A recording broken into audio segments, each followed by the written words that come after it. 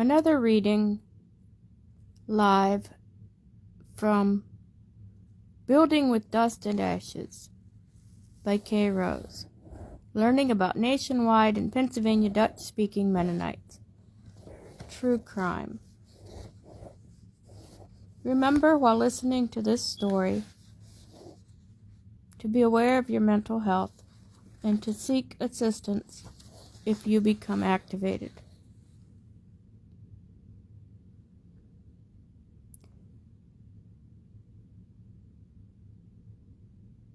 The suicide hotline is 988 and it's available 24 hours a day, 7 days a week.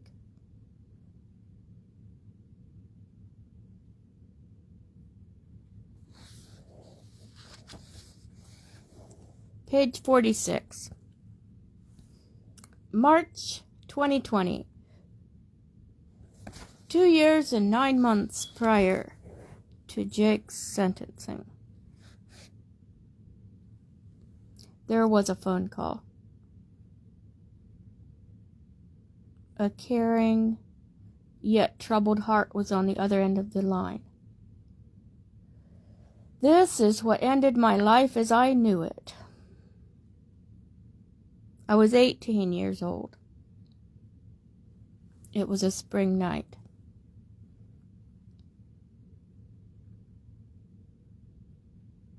I was on the phone.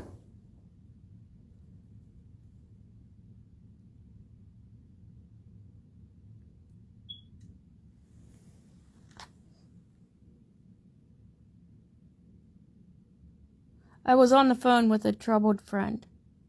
During our conversation, I spilled my heart. I had revealed a secret I had been hiding for a long time. My friend confided about the mental pain and anguish she was experiencing. She cried, "You have no idea what I'm talking about."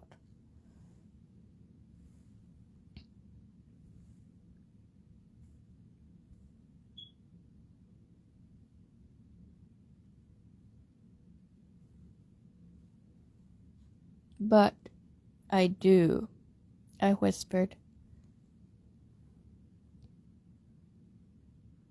I went on to tell my friend how I had been sexually assaulted at the age of 15 while I worked in a local greenhouse. The greenhouse was owned and run by a couple whose family went to the church with mine at the nationwide Mennonite congregation. The couple were good friends of my parents.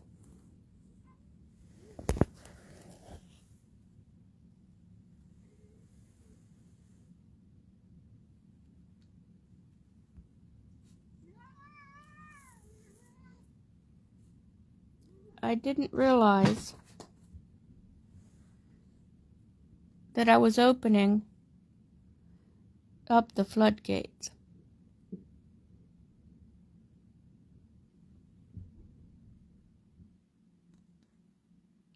I didn't know that all hell would break loose after this.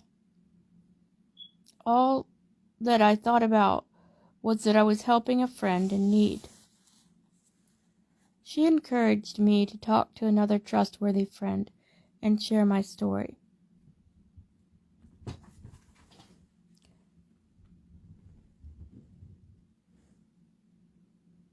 I, in turn, was encouraging her to do the same thing.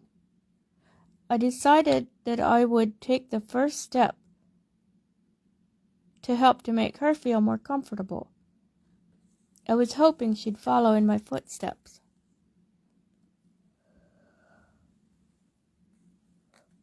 I made that phone call and I shared my story.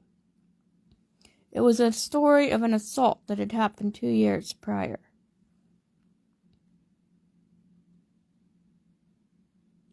Sexual assault by our family friend.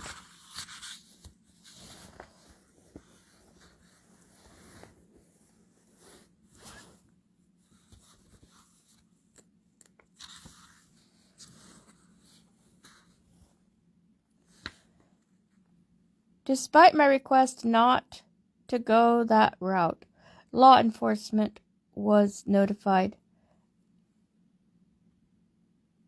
by a third party. In the long run, although I didn't feel ready at the time, I have come to be grateful for the involvement of trauma-informed law officers and advocates who worked on this case. I also appreciate that this trusted person believed me in full and kept my confidentiality safe. The ministry from the church was notified by another third party.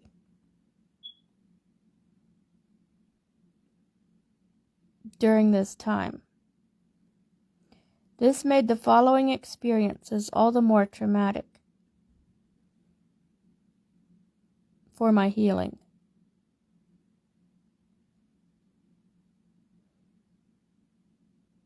It was unhelpful in my experience. Later, I was contacted by the minister's wife about meeting with her and her husband. I agreed to it. I felt like it might help them to see that I am sincere about making things right and working with them. I think it's important to add here that the perpetrator was still allowed to teach in Sunday school as a substitute teacher, and he definitely still had minors working alongside him in the greenhouse. I do not know that he received any licensed therapy.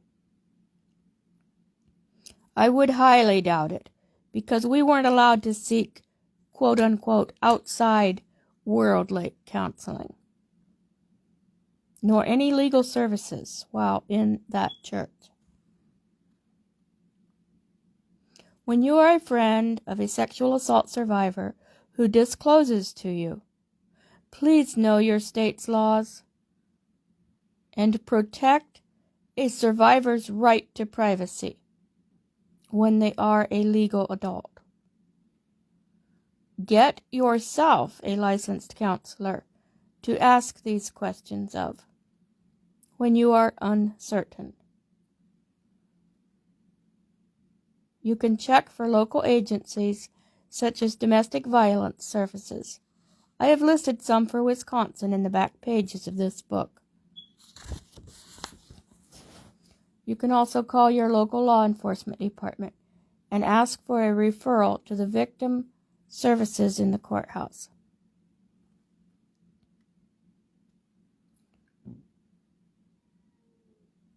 Getting advice. Often, survivors are at a vulnerable place in their lives, and nobody wants to harm another person while trying to help.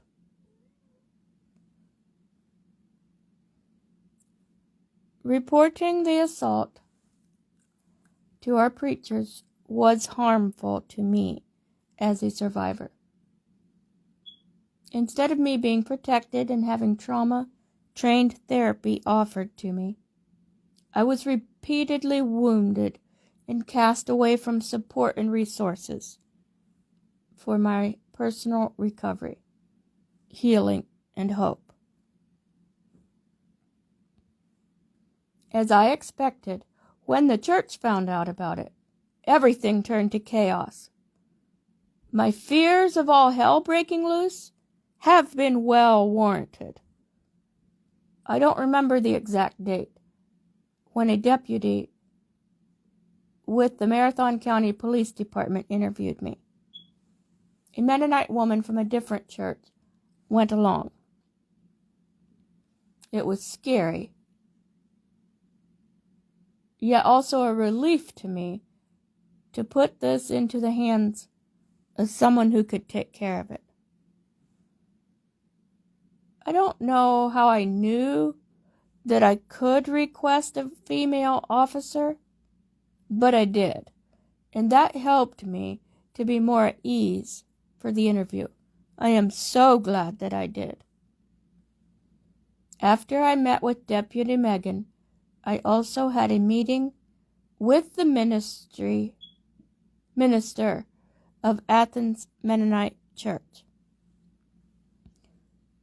This meeting ended up being 6 hours of questioning. They asked for details about the assaults. Every little detail mattered to them. The more information I gave, the better it seemed for them. Being questioned by a married couple about every move and aspect of the violating shame and wrong done upon a minor is just as painful as the initial acts and words of the sexual assault. This needs to stop. All assault victims have the right to appropriate trauma interviews. Preachers in ministry are not trained to investigate such a matter. It was unnecessary, it was dangerous, and it was wrong for them to do this. It was wrong for them to do this inquisition of a survivor of sexual assault. You do not want to reassault someone who is hurt in a date rape or illegal sexual interactions. It is very hurtful. I can't even begin to describe it. Finally, this meeting was over. I had hoped the minister and his wife would respect my privacy a little bit and support me while moving through this, as I was still a member of the church. I had hoped they wouldn't spread rumors about me. The minister's wife had initially promised me such confidentiality. I believed her. I don't remember exactly what happened after this. But the bishop called my dad and informed him they were meeting with Irvin Lead, the perpetrator. My dad and the third party who had been helping me with the legal side of reporting the assault advised against them doing this, begged them not to. This could be seen as interfering with legal investigations. It would also give Irvin time to get a story, quote unquote, straight with his family. Despite our requests and pleas, the ministry met with Irvin anyway to hear his side of the story. That's all it was to them. A story. An accusation. A false report. My hopes for confidentiality were dashed when the bishop wrote a letter and faxed it to every man in the church, stating that church member Irvin and myself, Kay Rose, have had an affair. He was 8 years older than I.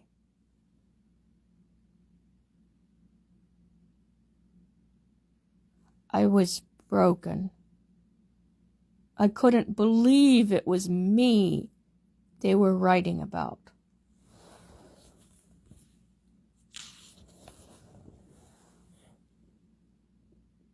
I couldn't believe they felt right doing this. I called the minister's wife on the spot and confronted her about it. She coldly replied, "My husband and the bishop have the final say. They feel you had just as much to do with this as he did."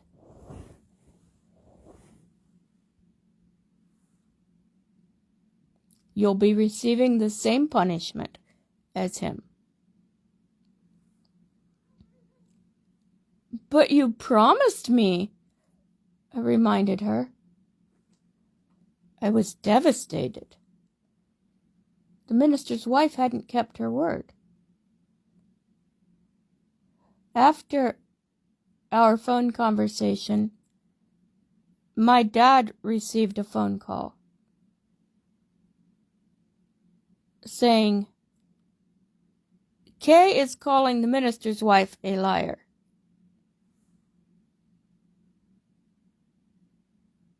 Well, I never said that. So now I guess I'm calling her a liar, or at least saying she intentionally misled me. I was always told if you're a quote-unquote good Christian, you won't have mental illnesses. It's a little like saying, if you pray before you go to work, you won't be hit by flying debris or sustain a fractured rib. Or if you're a good enough believer, you won't have a heart attack or diabetes. After I was sexually assaulted during the 6 months while I worked at the greenhouse as a young Mennonite, there was a turning point in my mental health.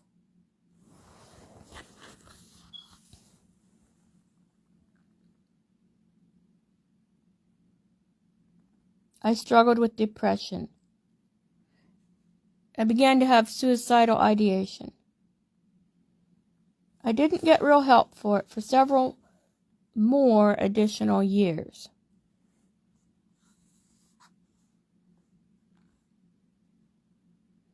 I live with this chronic thought process underlying my daily life, even today.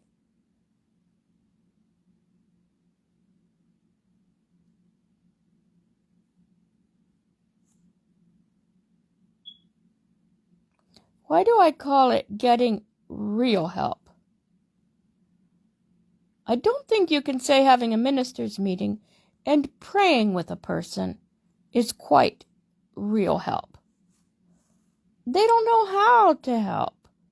Number one, they don't have the training. They are not therapists. They aren't psychiatrists. They can't diagnose you. They can't prescribe medication. They can't do any of that. Their quote-unquote help is to read the Bible more, pray more, and they suspect the symptoms will simply evaporate and go away.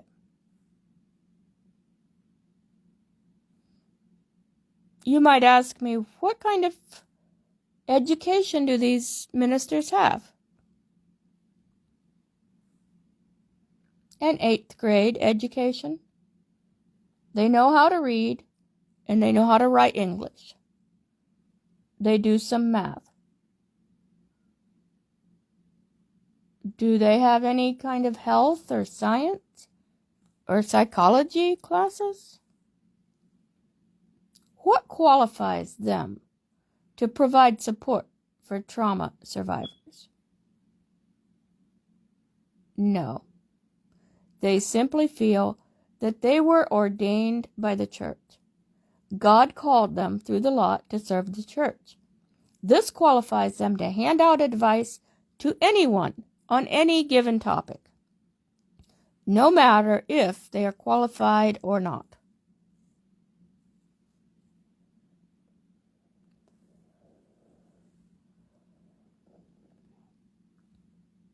Around the beginning of April, the end of March, I was asked to move out of the house. Mom thought that with everything that was happening, I was being a bad influence on my 6 younger brothers. I asked to withdraw my membership from the church because the minister's wife had told me I would get the same punishment as Irvin would. At that time, it was believed the church was planning to excommunicate him.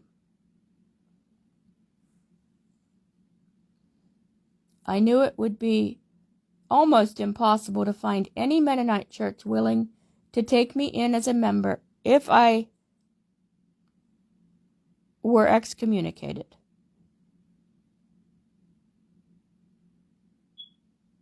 Yet, after the ministry received my letter saying I am asking to withdraw my membership, they excommunicated me anyway.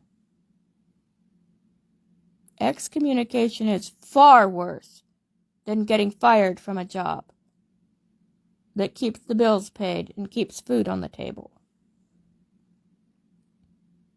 Excommunication is, in a way, a death to everything that keeps you mentally stable and alive. Once you're excommunicated, you are cut off financially. The church will no longer act as your health insurance. You are rejected by everyone who used to be your closest friends. There is no going to any other Mennonite congregation for acceptance, because all Mennonite churches are linked by a gossip chain. Word travels fast about the changes in someone's status. Even if I had tried to go to another state, they would get a report from the original church about why I was being disciplined or excommunicated. It is a death of many support structures and of your reputation, not just of financial security. Perhaps it means the loss of your home, as it did for me. It is also a death to your place of church attendance weekly. I moved in with another Mennonite family nearby. They attended a more liberal church, and I thought my family would be okay with me coming over and being a part of their lives sometimes. Before I left, I called my 3 youngest brothers into my bedroom. I sat down with them and promised them I'd be back to visit. I promised them they'd see me again. I explained to them, when we get older, we move out and we walk our own paths.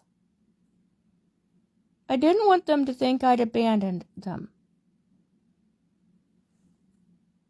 But once again, my hopes were shattered.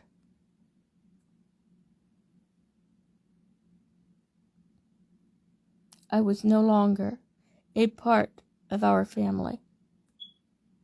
I visited twice at home and attended a family gathering. It was far too stressful and awkward being there. Mom didn't let me come close to the littlest boys. She made it very clear I was not welcome. My promise to the little ones was broken after Mom told me verbally I was not allowed to be around the little boys anymore.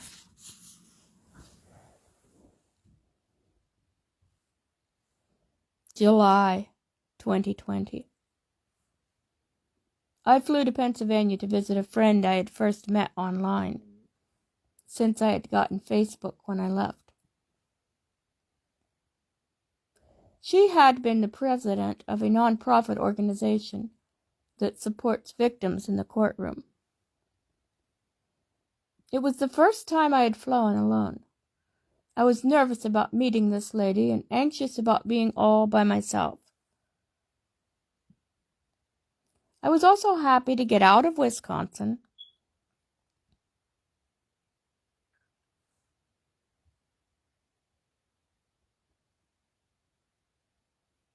and get a breather from all that was going on. My time in Pennsylvania was short, but it was sweet.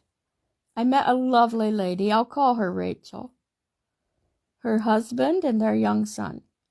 I was introduced to the beach, even though it was just an artificial beach. I got very sunburned. This was my first time in a bathing suit. It was a short weekend. I would have loved to stay forever. But work and duties back home kept calling for my attention. Early on the third day, I packed my things and headed home, never to return to the Mennonite community.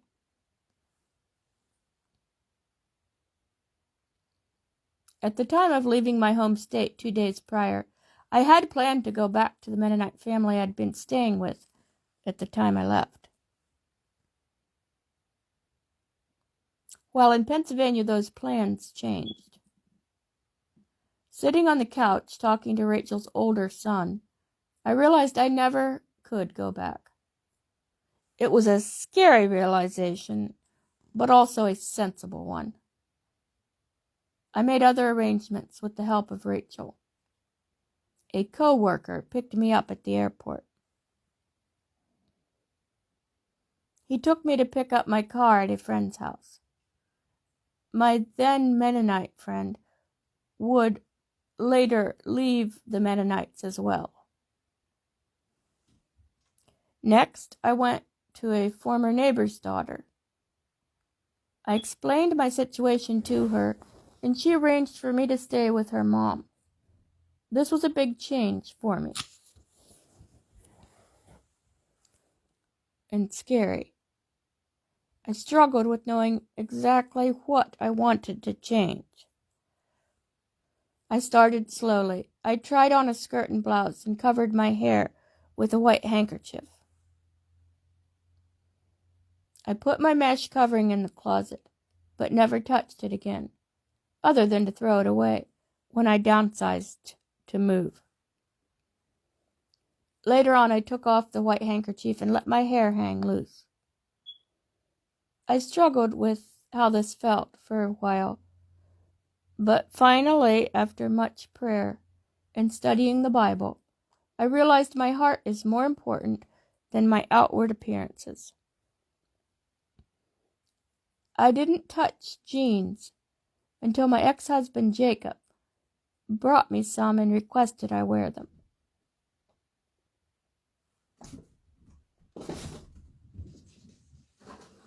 As I changed my wardrobe, I was stepping out into a world I knew nothing about. My boyfriend now says, "You're kinda like an alien." Sometimes that's just how I feel. August 2020.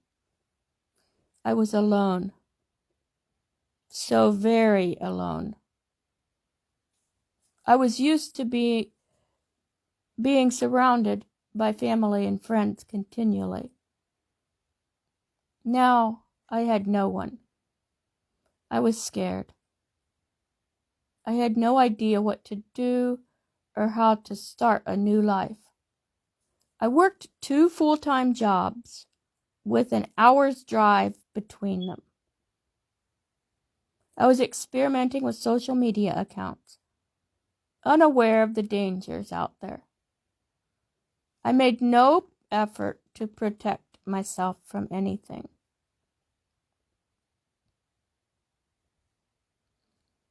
This is how I met my husband-to-be. He was an ex-Amish man, in his mid-30s, though he lied to me and told me his age is mid-20s. Jacob befriended me over social media. His grandmother said she My grandmother. My grandmother said she knew his parents. I felt like I vaguely remembered him from somewhere.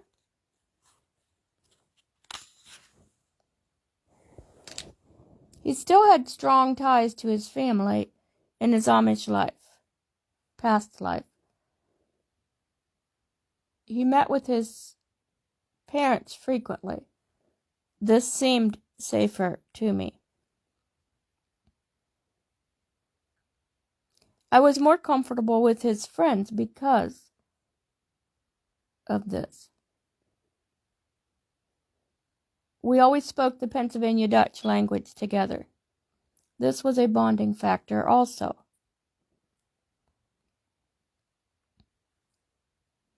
At this time, I didn't know that Amish and the Mennonites share some of the same dark secrets. And even if I had known about that, it would still have been more familiar and felt safer to me than the big scary world and its worldly ways. The friend status lasted only a very brief time. He wanted more favors and he pushed for them, especially after he offered me a place to stay free of charge.